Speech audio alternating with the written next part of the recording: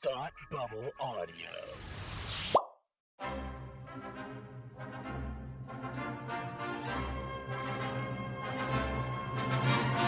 Look, up in the sky! You will never find the more wretched hive of scum and villainy. Welcome to Beer with Geeks with Tim and Frank.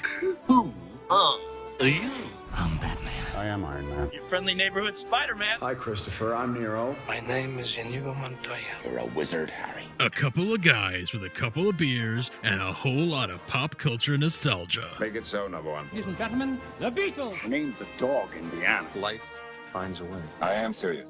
And don't call me Shirley. Now sit back and crack open a cold one, because it's time for Beer with Geeks. It comes in paints. Shaken, not stirred. Great Scott! I was way off. I knew it started with an S, though.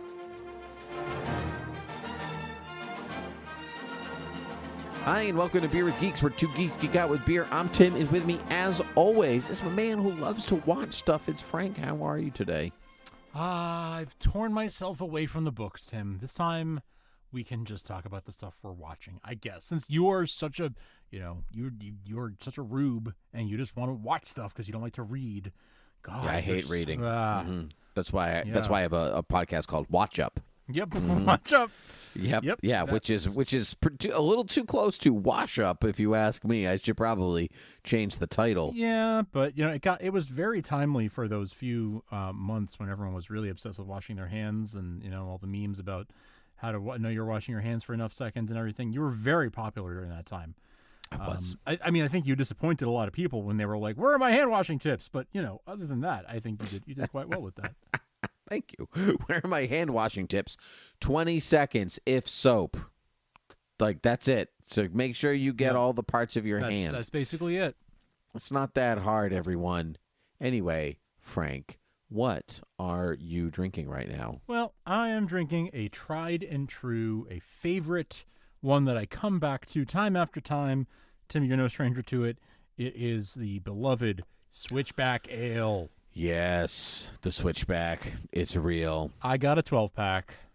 Oh, yeah, so you're going to be drinking them for a while. I'm going to be well, I have a 12-pack of this that I'm keeping sort of on reserve, and then I've got a couple more interesting beers in the fridge as well that are sort of this is my go-to when I'm like, I just want to drink a beer and feel, nothing too heavy, just want to have a drink with whatever I'm watching or reading or whatever.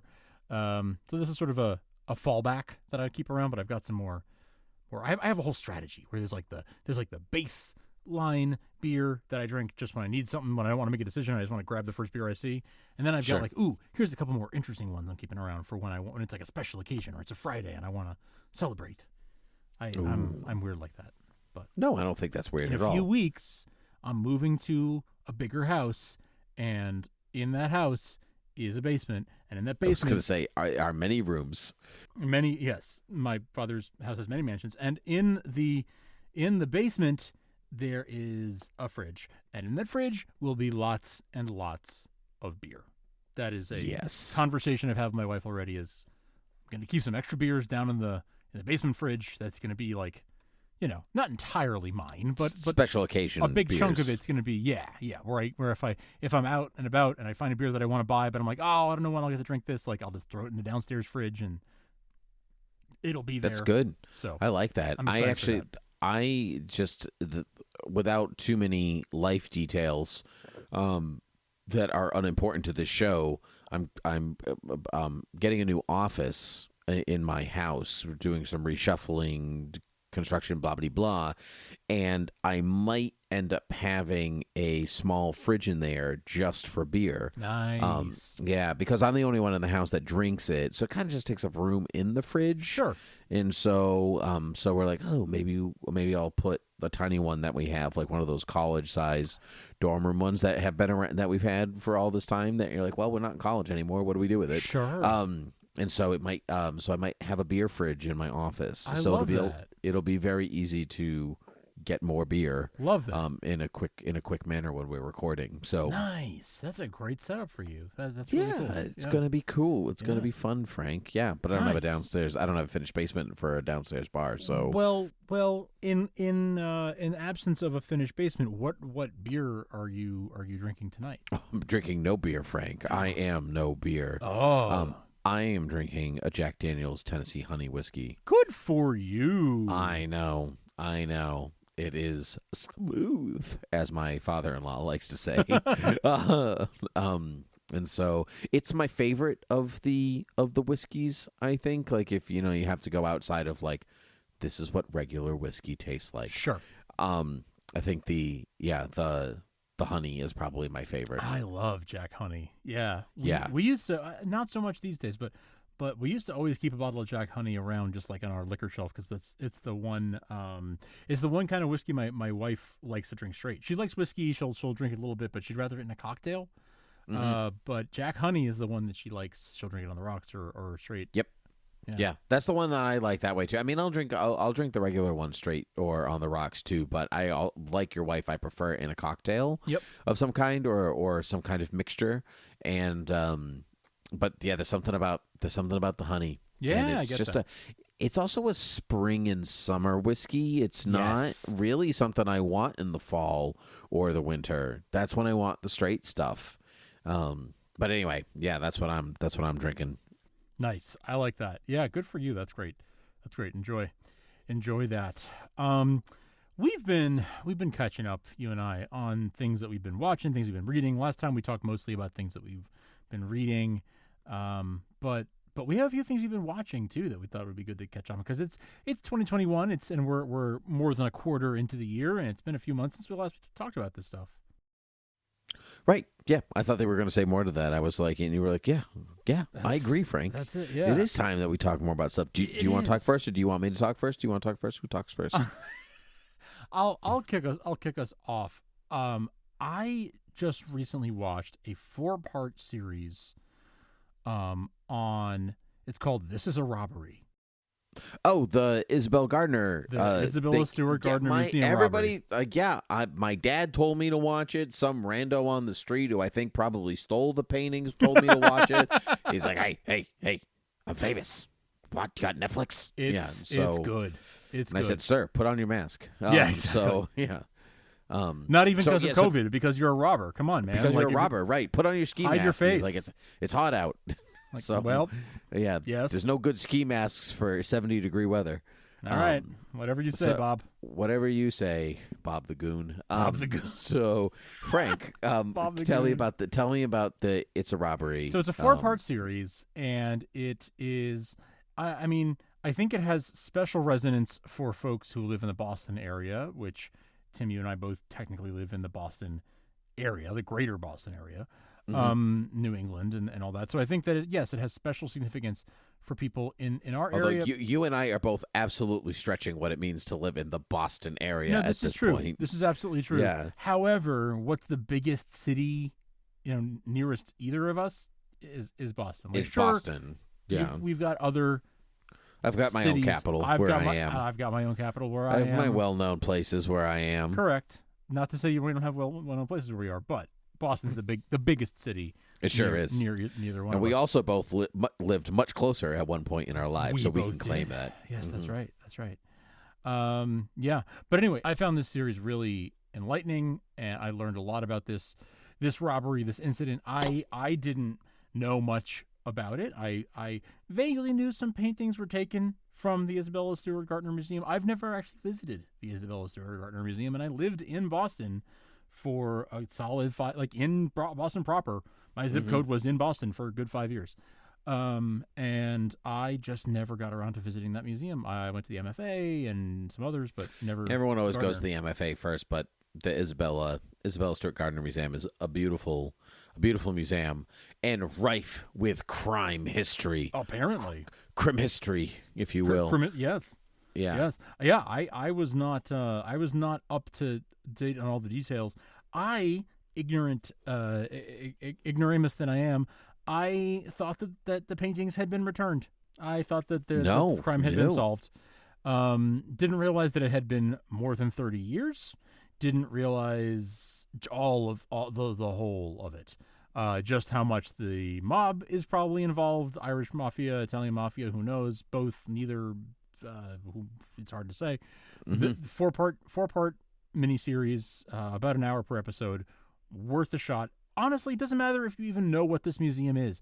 A bunch of Rembrandts and Manets and other famous paintings that I can't remember off the top of my head, but a bunch of famous no spoilers. paintings by famous artists were taken. Culturally significant stuff that was taken from this museum in downtown Boston, and more than 30 years later hasn't been found yet. They did a really good job of laying out the could it have been this person, could it have been that person, who did it, who didn't do it, what's likely. They had a whole timeline of when things happened and who whacked who, and all sorts of stuff. Newspaper people who claim they've seen the paintings since they were stolen. There's some very interesting stuff. So biggest art history, biggest art theft in the world world history, right? 13 or 14 pieces were taken during that robbery. Paintings, but also like the little eagle that sits on top of a flagpole. One of those from Napoleonic France, and an ancient Qing dynasty vase from China, and other things like that were taken, as well as 12 or 13 paintings. Most famously, the crown jewel piece that's missing from this collection is Rembrandt's painting of Christ in the storm on the Sea of Galilee.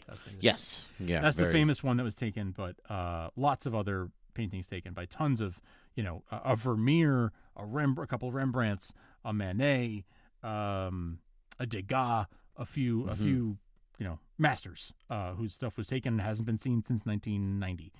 Crazy. So, and on St. Patrick's Day, the most Bostonian holiday of all. That's when you do it, That's because when you everyone's swoop in, busy. because everyone's drunk. Everyone's busy and drunk. Yep. So that's my recommendation. That was. Do you want to hear something that you will find funny that probably most everybody else who does not listen to this podcast will care about? Hit me. My parents watched it and knew somebody in it. Yeah, that tracks. That tracks. That's not right? even surprising. That's just sort of sure. No, I know. Yep. Yeah. I mean, I haven't watched it, and they told me who it was, and I was like, oh yeah. How is Steve? Yeah. So is it old footage or new footage? Yeah. So, anyway, I loved the there's like all these like old Boston guys, like old Boston like cops and Boston reporters and stuff, who were like, yeah, it was Bobby Donati. I think it was Bobby Donati, and it was him and Whitey Bulger, and they were two of them. They were best friends, and they had the whole thing going. I just love hearing like these guys just go off on like their prejudices against like this guy they knew 30 years ago. Like, it was totally Bobby. I know it was Bobby. Hey, we going to get some dunks later? Yeah. I'll be right there. Let me just talk to this guy. Yeah. So if you anyway, have Bobby any family, Donati. if you guys have any family listeners, do you have any family in like the Boston area or just in New England, or you like a Boston accent? Like, oh my gosh, it's worth it just for that, just to listen to these guys talk unironically. So, like, I'm from New York. It's still a shock to me when I hear somebody who has that much of a dripping like Boston accent. Like, Frank, I'm from Massachusetts, and it's funny to I know. me. Like, I'm from the state. That's what I'm saying. Like, it's like, such so it's fun. It's hilarious to me. Oh, it's so good. Anyway, I love it. Yours was great. That was great. What Bobby else? Donati. Bobby Donati. What are you watching? Anywho, I watched or reading or whatever. I watched Godzilla. We're watching right now, Frank. You're losing it. It's settle down, Frank. It's 3:45 p.m. It's so we are talking about me next, and I watched Godzilla versus Kong on the HBO Max. Did you watch it? I haven't yet. My wife and I were actually going to go see it in a theater because we're both vaccinated, and that hasn't happened yet. And I've been trying to put it back on the agenda, but I might just have to watch it at home and just cave. But I tell me about it. It's fine. Okay. Like, that's it's pretty much fine. what I thought. Yeah. Did you see the other ones? Did you see like Skull Island or Godzilla I King saw of the Monsters? Kong Skull Island, but I did not see the last Godzilla movie. Okay. So did you like Kong Skull Island? It was fine. Okay, then this one is a little less good version of that. Oh no! Yeah, I thought you were like, all right, it's like that, but a little better. But it's like, it's worse than that. Oh no! No, I thought Skull Island is the best out of the four. The Godzilla, King of the Monsters, Godzilla versus Kong. But I'm pro Kong, so like I have a central bias. I like King Kong more than I like Godzilla.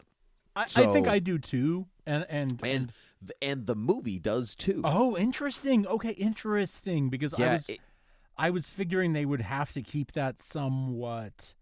Yeah, I don't want to. I don't want to spoil too. I don't want to spoil too much. Okay.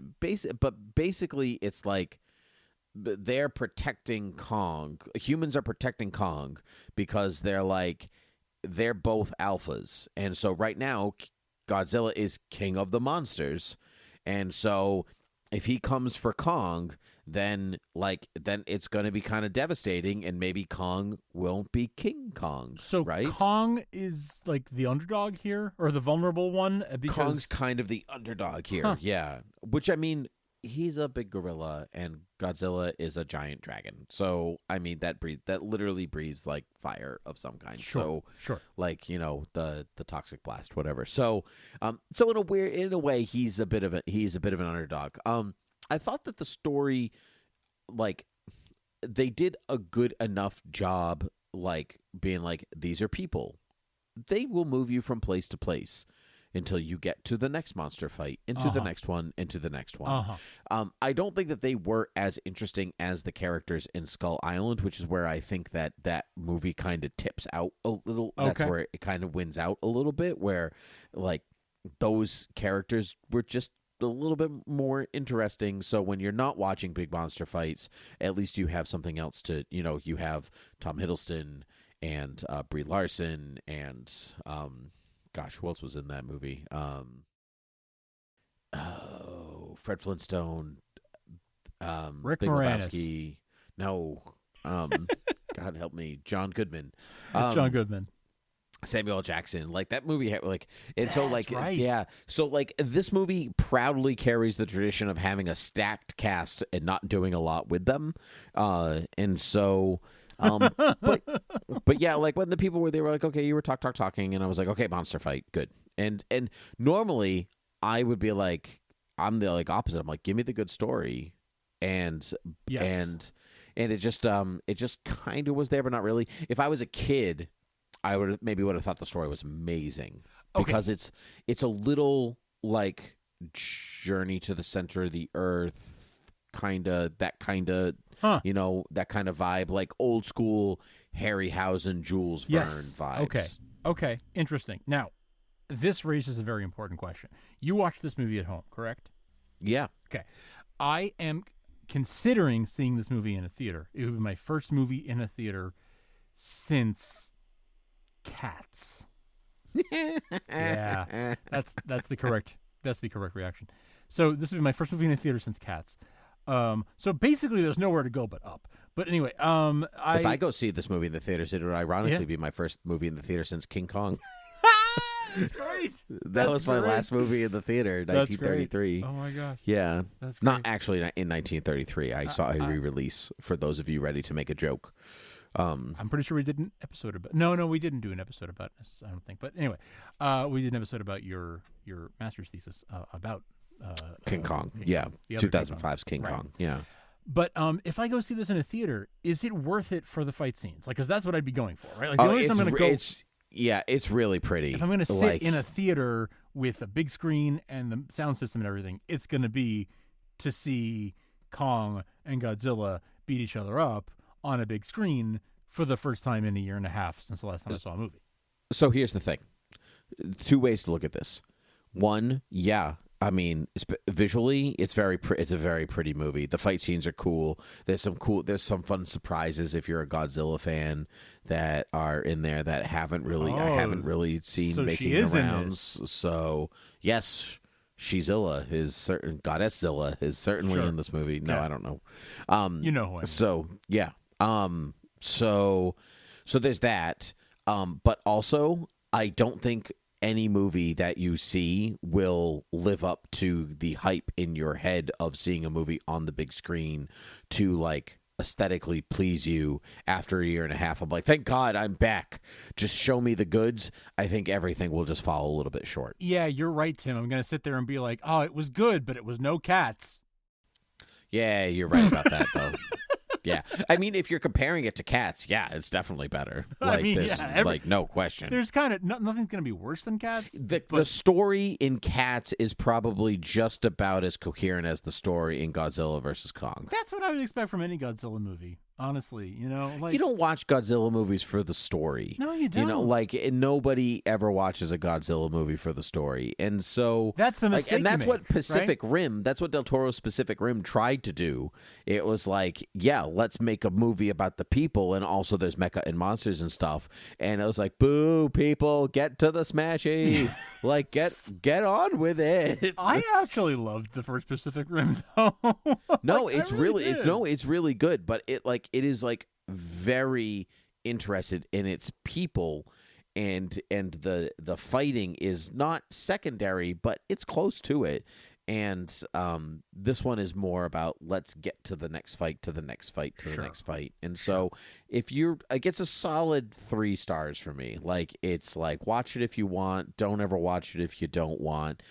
Maybe it would be better on the big screen, but I saw all the other ones on the big screen, and they're all visually spectacular one way or the other, but it depends what your home setup is like, too. That also matters. Are you watching it on your iPad, or are you watching it on a 60-inch screen and surround sound? Right.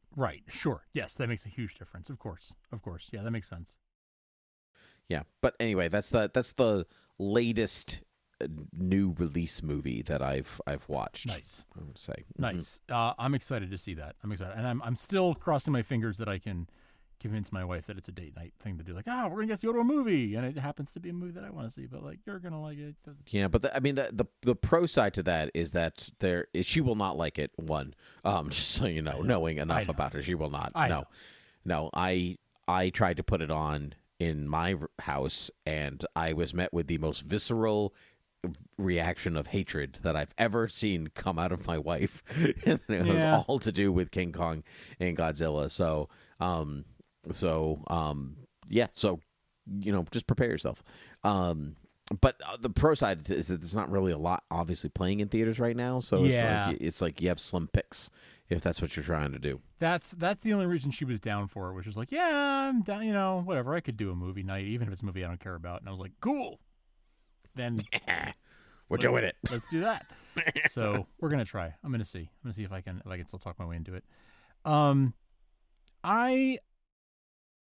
My next pick. This is a twofer. I'm gonna squeeze 2 into one because they're in the same category. But are you familiar with a gentleman by the name of Stanley Tucci? You talking about Stanley Tucci's Tour of Rome? Yeah, I am. Or Tour of Italy, I should say, not just Rome. It's called Stanley Tucci Searching for Italy. It is on CNN, and it looks like, from what a quick Google search is showing me, that it seems that they are moving the episodes to Hulu. So I guess you can. I was going to say, how do you watch it? Because you don't have Cable, as I remember. At the moment, I do. Oh, okay. Then that's okay. Yes, that is. So yes, I am watching it through cable right now, but it looks like they are moving the episodes to Hulu, so that seems to be where you're able to watch it moving forward. But it is a delight. He goes to 6 different cities. Stanley Tucci, the actor, goes. I'm familiar with his work. Yeah. Yes. Yeah. For those who are not, you know, Devil Wears Prada, The Hunger Games, Conspiracy. I think is that the name of the movie where he plays a Nazi? I think so. Conspiracy, The Lovely Hunger Bones. Games, Lovely Bones, Easy A. Sure. You know the guy. Captain America, the First Avenger. Yes. Yeah. Yes, very much so. Yes. So that guy, bald guy, he has Delightful human. He has Italian heritage on both sides and wanted to go look, and he loves to cook. He loves to eat. If you've followed, I don't know if it's him who's posting it or his wife, but he's been posting these great things on social media over the past year during the pandemic. He posted a video of how to make a cocktail. How to make a martini. A martini, I think. that was it. Yeah. And it went like ultra viral just because of how delightful a human he is, where he just like didn't even know he was really, barely knew he was being recorded and was just like, this is how you make a martini. And it was just delightful.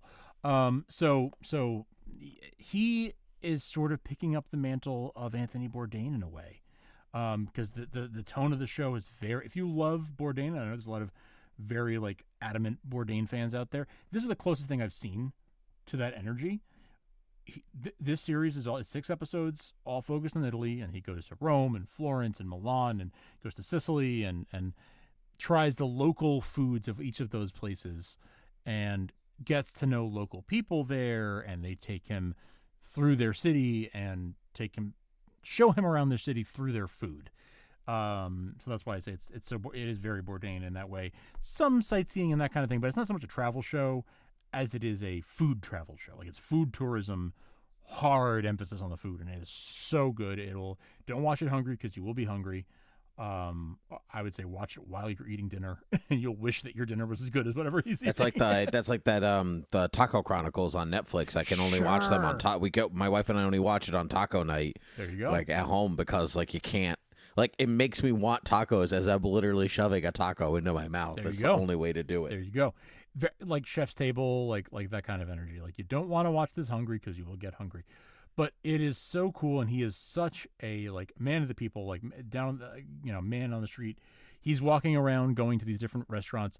He is, very much an American, but he speaks a little bit of Italian, so he can have a little bit of a conversation with these folks in Italian, a little bit in English, depending on their comfort level. So I would highly recommend that. That is just a delightful watch. We watched a couple of those a week for a few weeks and just sort of worked our way through it. So that was great. The other thing in a similar vein that I'm going to sort of go for 2 picks in one here is, do you know Rick Steves? Yep. To me, he's the guy that does the travel show on PBS. To a lot of people, he's the guy who writes the travel books. Or the travel books, the Rick Steves travel the books, guys. Yeah, I think are maybe the thing he's most famous for. But to me, it was always the TV show he did. And it turns out that Rick Steves is a marketing genius, because Rick Steves has been he had his travel guides, his books first, and then the TV show was sort of as I look at it in retrospect, the TV show was a way of marketing the books. And everything he's done since then, as new media have popped up, he has a podcast that is also a way of marketing the books. And the tours that he does. He puts on tours, and he has a network of tour guides who will give you sort of day tours in, all over Europe and other parts of the world for that matter. He is doing every Monday night. It's called Monday Night Travel, and I'll put a link in the show notes, because I think this is so cool.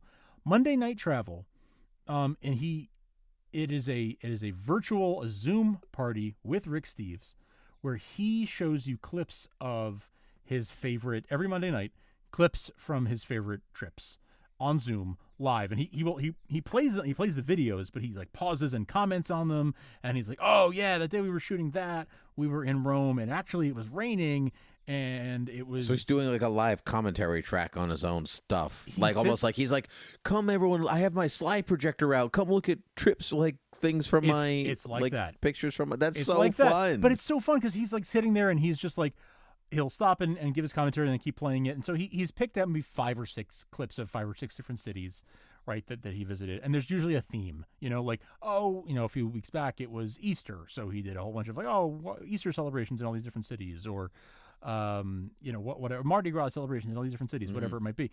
He picks a theme, or sometimes it's just like my favorite cities in, Austria or whatever. He'll pick a different theme every time. Offbeat Wonders was one he did recently. He'll just pick a theme and just put together a few clips of his travels in those places, and he'll talk about it. And he's eating and drinking the whole time. So he starts it by being like, I got this food from the Greek restaurant down the street, and look at my plate. I've got this souvlaki, and I have this gyro, and I have this, and then, doesn't this look great? Okay, and I'm drinking this wine. And he gradually gets a little bit more tipsy as he drinks the wine over the course of the hour.